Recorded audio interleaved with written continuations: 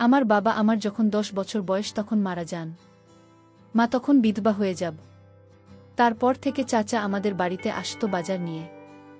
আমি ছোট হলেও বুঝতাম চাচার এত দরদ কেন আমাদের প্রতি। একদিন রাতের দৃশ্য দেখে আমায় এমন মনে হলো যে আমি এই পৃথিবী ছেড়ে চলে যাই। তাহলে মূল গল্পটা বলি। বাবা মারা যাবার 4 মাস না যেতেই হেলিম চাচার আমাদের বাড়িতে রোজ যাতায়াত শুরু হয়েছে। চাচা আসলে মা ভাত বসাতেন বা চায়ের পানি ছড়াতে। চাচা আসার সময় হাতে করে বাজার নিয়ে আসতো, ব্যাগ ভর্তি বাজার। মা ওনার হাত থেকে বাজারের ব্যাগ নিয়ে নরম কণ্ঠে বলে উঠতেন, ঘরে গিয়ে বসেন, আমি চাই পানি চড়াই। মায়ের নরম কথায় হেলিম চাষি দিত। এ হাসির অর্থ আমার তখনও জানা ছিল না। বয়সটা কম, আমার 10 বছর হবে। সব জিনিস এতটা না বুঝলেও শুধু এটুকু বুঝতাম সেলিম চাচা আমাদের সাহায্য করছেন। না হলে প্রতিদিন আমার জন্য লজেন্স আনবে বা কেন? আমি বস্তির ঘর ও ঘরটাতে থাকলে উনি আমার হাতে লজেন্স হাতে দিয়ে বলতেন, নেই রাসেল লজেন্স খায়। আমিও হাসি মুখে লজেন্স নিয়ে বাইরে ছুটতাম। মা আমার দিকে তাকিয়ে থাকত। 2টা লজেন্স পেলে একটা ফাহিমকে দিতাম, আর একটা আমি খেতাম। ফাহিম আমার বন্ধু। তার বয়স মাত্র 9 বছর। একটা থাকলে সমান সমান ভাগ করে খেতাম। ফাহিম আমার ছোটবেলার বন্ধু, অনেক ভালো বন্ধু। দিনের অনেকটা সময় আমরা স্টেশনে কাটাই, ভাঙি জমাই, ট্রেন আসলে কুলির কাজ করি, কখনো কখনো বাদাম বুট ও বেচি। এই স্টেশনে অনেকের সাথে সখ্যতা, কিন্তু ফাহিমের সাথে সখ্যতা আমার ছোট থেকেই। ফাহিমের বাবা মা নেই আমাদের বস্তিতে, ওর বুড়ি নানির সাথে থাকেন। রাসেল বলতে শুধুই বুঝি না নিয়ে সব। স্টেশনের পাশেই বস্তি। এই জীবন কেমন তা শব্দ জগতের মানুষের উপলব্ধি করা সম্ভব নয়। শব্দ সমাজ যা জানে তার ছিটেফোঁটাও আমাদের সাথে মেলে কি না সন্দেহ। হ্যাঁ, আমরা তো তাই, আমরা কুলি, আমরা ফেরিওয়ালা। আমার শব্দ সমাজে মানুষের মতো অত শিক্ষিত নই। আমরা দুবেলা পেট পুড়ে খেতে পেলে খুশি হই। আজকে ভাঙি বেশি পাইনি, যা পেয়েছিলাম তা খুব কম। মহাজন টাকাও বেশি দেয়নি, 10 টাকা দিয়েছে। ফাহিমের সাদা মুখটা আজ কালো হয়ে গেছে। সেও বেশি কিছু পায়নি। বাড়িতে কি নিয়ে ফিরবে এটা ভেবে কষ্ট পাচ্ছে। গুলির কাজ করে শান্তি পায় না। আমাদের দিয়ে কেউ কেউ কাজ করে না। আমরা নাকি ছোট। আবার কেউ বড় বড় সুটকেস মাথায় চাপিয়ে 2 টাকা 3 টাকা দিয়ে চলে যায়। এরাই তো শব্দ সমাজে মানুষ। কষ্ট লাগে খুব, ধীর কষ্ট নেই। তুই 10 টাকা নেই। ফাহিম আমার দিকে একবার তাকায় আর একবার টাকার দিকে তাকায়। কি ভাবছিস নেধর চাচি? তো কে বলবে যে আমি হাসি? হেসে বলি, মা আমাকে এখন আর বকে না রে। ওই হেলিম চাচা আছে না, উনি আমাদের ব্যাগ ভর্তি করে বাজার করে দেয়। আচ্ছা, উনি কেন ব্যাগ ভর্তি করে বাজার করে দেয়? আমাদের সাহায্য করে তাই। তাহলে আমাদের সাহায্য করে না কেন? আমরাও তো 2 বেলা খাইতে পারি না। আমি আবার হাসি। হাসতে হাসতে গড়াগড়ি খায়। তারপর বলি, আচ্ছা হেলিম চাচাকে বল তোরেও যেন সাহায্য করে। কেন? এবার টাকাটা ধর, চল বাড়ি যাই। ফাহিম টাকাটা হাতে নেয়। তারপর দুজনে ট্রেন লাইন ধরে বস্তির দিকে হাঁটা দিই। বস্তিতে ফিরে দেখলাম ঘরের দরজা দেওয়া। ঘরটা তো ছোট, আর একটাই ঘর। মা আমি মেঝেতে বিছানা করে ঘুমান। আমাদের খাট নেই তাই মা আমাকে কাছে নিয়ে এখনো ঘুমায়। আব্বা থাকতেও আমাদের কষ্ট হতো, কিন্তু এতটা না। আব্বা আম্মা দুপাশে ঘুমাত আর আমি মাঝখানে। কি শান্তির ঘুম! এখনো আমি বিছানায় শান্তিতে ঘুমাই। তবে আমি বুঝতে পারি মা অনেক রাত পর্যন্ত ঘুমায় না, চোখের জল ফেলে। মায়ের চোখের জল মাঝে মাঝে আমার মাথা স্পর্শ করে। আমি ঘুমের ভান করে থাকি। বাবাকে হারানোর পর মা কেমন যেন হয়ে গেছে। তবে ইদানিং মাকে একটু ফুরফুরে মনে হয়। যবে থেকে হেলিম চাচা আমাদের বাড়িতে যাতায়াত করে তবে থেকে। বাবা মারা যাওয়ার পর মা তেমন সাজগোজ করত না, এখন একটু সাজগোজ করে। ভালোই লাগে আমার। সবকিছু এত ভাল চলছে। হেলিম চাচার মতো মানুষ যদি আরও অনেক থাকতো তাহলে বস্তিবাসীদের এত কষ্ট থাকতো না। ঘরের সামনে গিয়ে বুঝলাম ভেতরে আছে আরও কেউ থাকতে পারে। কেন জানি আজ দেখলাম না। চুপি চুপি উকি দিলাম। যা দেখলাম তা নিজেকে বিশ্বাস করতে পারছিলাম না। চোখে হাত দিয়ে ঘষা দিয়ে আবার দেখার চেষ্টা করলাম। যা দেখছি তা সত্যি। মায়ের সাথে সেলিম চাচা ঘরে বসে গল্প করছে। মনে হচ্ছে তারা দুজন কতদিনের চেনা। আমি ধরাত করে বসে পড়লাম। হঠাৎ আমার মুখটা দেখে ফেলে আমার মা। তারপর আমি জানালা থেকে দূরে পালিয়ে গেলাম। তারপর কতক্ষণ বাইরে বসেছিলাম আমার মনে নেই। তখনও হেলিম চাচা ঘর থেকে বের হয়নি। মা, হেলেম চাচা তারা ঘরের ভিতরে এতক্ষণ কি করছে? আমার কাছে হেলিম চাচাকে একটু অন্যরকম মনে হচ্ছে। আমি চিন্তা করলাম একদিন আমি জানব হেলিম চাচা কেন আমাদের এত সাহায্য করে। এর পিছনে অবশ্যই কোনো কারণ লুকিয়ে আছে। সেলিম চাচা একজন ক্ষেত্রে প্রকৃতির মানুষ, খুব হিসাবে একজন মানুষ। একটা টাকা কই যায় সে অক্ষরে অক্ষরে হিসাব করে। আর সেই লোক কিনা আমাদের প্রতিদিন ব্যাগ ভরে বাজার করে দেয়। এর পিছনে কারণ তো অবশ্যই আছে। সেলিম চাচা মায়ের কাছে কি চায় এটা আমার জানতে হবে। এসব ভাবতে ভাবতেই ফাহিমের ডাকে আমি তার দিকে তাকালাম। অস্ত্রভাবে বললাম, হ্যাঁ। যাবি না কোথায়? ট্রেন আইতাছে। আমি উঠলাম। বললাম, তুই সামনে যা, আমি আছি। আচ্ছা। শাহিন এগিয়ে গেল। আমি আরেকবার ঘরে উকি দিলাম। শুয়ে থেকে দুজন যেন কি পরামর্শ করছে। চুপচাপ আমি ফাহিমকে অনুসরণ করতে লাগলাম। কয়েকটা ব্যাগ ধরতে পারলে ফাহিমের আজকের খাওয়াটা হয়তো হয়ে যাবে। আমার না খেলেও চলবে। যা দেখলাম তাতে পেটের ক্ষুধা মিটে গেছে। নিজের প্রতি প্রচণ্ড রাগ হতে শুরু হলো। কেন উকি দিলাম? না দেওয়াই তো ভালো ছিল। কেন এত তাড়াতাড়ি ফিরলাম ঘুরতে? এত তাড়াতাড়ি না আসাই তো ভালো ছিল। মনে মনে কপাল চাপড়াতে থাকলাম। সুখের পৃথিবীতে মেঘের ঘনঘটা। রাতে ঘুরতে ফিরে দেখলাম গোস্তের সুগন্ধ ছড়াচ্ছে। আজকের ঘটনার পর আমি বুঝতে পারলাম এর সুগন্ধ নয়, দুর্গন্ধ ছড়াচ্ছে। আমার ভীষণ বমি পাচ্ছিল। নিজেকে ঠিক রেখে ঘুরতে ঢুকলাম। হেলিম চা চলে গেছে। সেলিম চাচা যেখানে বসেছিল সেই জায়গাটা দেখে আমার খুব খারাপ লাগছে। মা পিছন থেকে ডাকে, রাসেল, কি রে বাবা, কি হয়েছে তোর? আমি কোনো কথা না বলে চুপ থাকি। মা আবার আমাকে জিজ্ঞেস করে, কথা কস না কেন রাসেল? কি হয়েছে? আমি আবার বললাম, গোস্ত পায় না কই মা। মা হাসে উত্তর দেয়, তোর হেলিম চাচা দিয়ে গেছে। সেলিম চাচা শুধু আমাদের কেন দেয়? বস্তিতে আরও মেলা মানুষ আছে, তা গড়ে দেয় না? খালি আমাগো দেয় কেন না? আমার এই প্রশ্ন শুনে মা হতভম্ব হয়ে যায়। হয়তো মনে মনে ভাবে, এ কোন রাসেলকে দেখছি। কোমা, চুপ থাকিস না। মা বলে, তোর এত কথার উত্তর দেব আর পাব না। যা গায়ে পানি দিয়ে আয়। আমি দাঁড়িয়ে থাকি, নড়াচড়া করি না। বাবা মারা যাবার পর আমরা হয়তো খারাপ অবস্থায় ছিলাম, কিন্তু না খেয়েছিলাম না। মানুষের অবহেলা পেলেও আরেকবার ঠিকই পেটের অর্ধেকটা পূরণ হতো। কি হলো, যা দাঁড়ায় আছিস যে? মায়ের কথায় আমি কলের দিকে হাঁটা দিলাম। খেতে বসলাম। মুখটা ভার হয়ে আছে। সামনে গরুর গোস্ত, ডাল আর ভর্তা। আমি শুধু ডাল আর ভর্তা নিলাম। মা অবাক হয়ে জিজ্ঞেস করল, গোস্ত নিলি না বাপ? আমি স্বাভাবিকভাবে বললাম, না মা। কেন? তো না গরুর গোস্ত মেলা পছন্দের, সেই জন্য তোর হেলিম চাচাকে গোস্ত আনতে বলেছিলাম। নেখা, আমি জিতেছি। না গোস্ত দেওয়ার জন্য চামচে গোস্ত তুলে আমার পাতের দিকে ধরল। আমি প্লেটটা সরালাম। কি হল বা? নেন নামা, খামু না। আইস ভাল লাগছে না। কি হয়েছে তোর? আইস এমন করছিস কেন? জ্বর আসছে নাকি? দেখি। মা আমার দিকে হাত বাড়ায়। আমি হাত সরিয়ে দিই। মা, তুমি আমায় ধরবে না। মা, হেলেম চাচার আর গোস্ত আনতে খুল না। আমার ভালো লাগে না গোস্ত।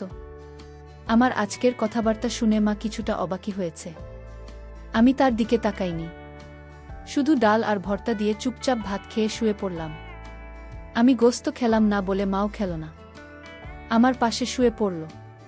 আজকে আমাকে আর মায়ের ঘরে থাকতে দিল না। কইল না করে দিতাম। সারা রাত আমার চোখে ঘুম নেই। শুধু হেলিম চাচা আর মায়ের জন্য বাজার আরও কত কি নিয়ে আসে, আমি এর মানে বুঝতে পারলাম না। আমার বয়স 10 হলে কি হবে? আমি তো কিছু হলেও বুঝি। এমন না যে আমি কিছুই বুঝি না। আমি এসব ভাবতে ভাবতে ঘুমিয়ে গেলাম। সকাল সকাল ঘুম থেকে উঠে স্টেশনের দিকে হাঁটা দিলাম। এখনও স্টেশনে মানুষ এভাবে জাগেনি। ট্রেন আসতে দেরি হবে হয়তো। আমি অস্পষ্ট আলোতে ট্রেন লাইনে বসে পড়লাম। পেটটা ক্ষুধায় চো চো করছে। রাতে ঘুম হয়নি। জেগেছিলাম বেশিরভাগ সময়। শরীরটা ক্লান্ত লাগছে। মনের মধ্যে রাগ যেন ফুঁসে উঠছে। নিজেকে নিয়ন্ত্রণ করতে কষ্ট হচ্ছে। আস্তে আস্তে রোদ উঠছে। দুজন করে লোকের আনাগোনা চলছে। রোদের ঝিলিক গায়ে লাগতেই অসম্ভব ভালো লাগা কাজ করছে। গতকাল ওই ঘটনার পর এই প্রথম ভাল লাগছে। হঠাৎ কাজ যেন স্পষ্ট অনুভব করলাম। পিছনে ফিরে তাকালাম। না। কি রে বাপ, সকাল সকাল এখানে কি করছিস? এ কথা বলে মা আমার পাশে বসে পড়ল। আমি নিজেকে নিয়ন্ত্রণ করার চেষ্টা করছি, যাতে মা কিছু বুঝতে না পারে। কে যেন বলেছিল মা খারাপ হলেও সে মা। মায়েদের কাছে তাদের সন্তানরা রাজপুত্র। আমি জানি না আমাকে কতটা কষ্ট করে মানুষ করেছেন। হঠাৎ বাবার মৃত্যুতে আমাদের ভীষণভাবে কষ্ট দিয়েছে। মাকে আমি ভালোবাসি, খুব ভালোবাসি। আমি মায়ের দিকে তাকালাম। সকাল সকাল ঘুম ভাঙল, তাই এখানে বসে আছি। তুই এখানে কি করিস মা? মা হেসে বলল। তোকে বিছানায় পাইলাম না। ভাবলাম কই গেল পোলাটা, কই আর জামা। আমার তো যাওনের জায়গা নাই।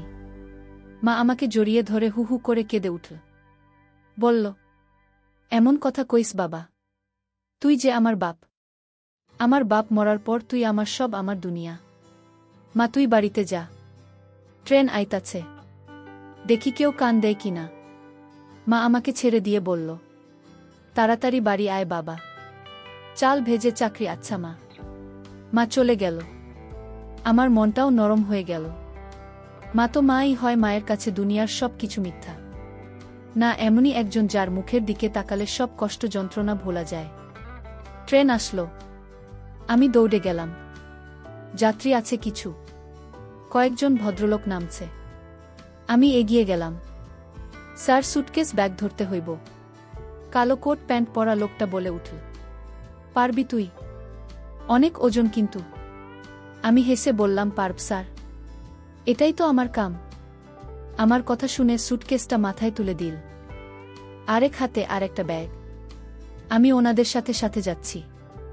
স্টেশন থেকে বেরিয়ে দেখলাম একটা গাড়ি, 4 চাকার গাড়ি।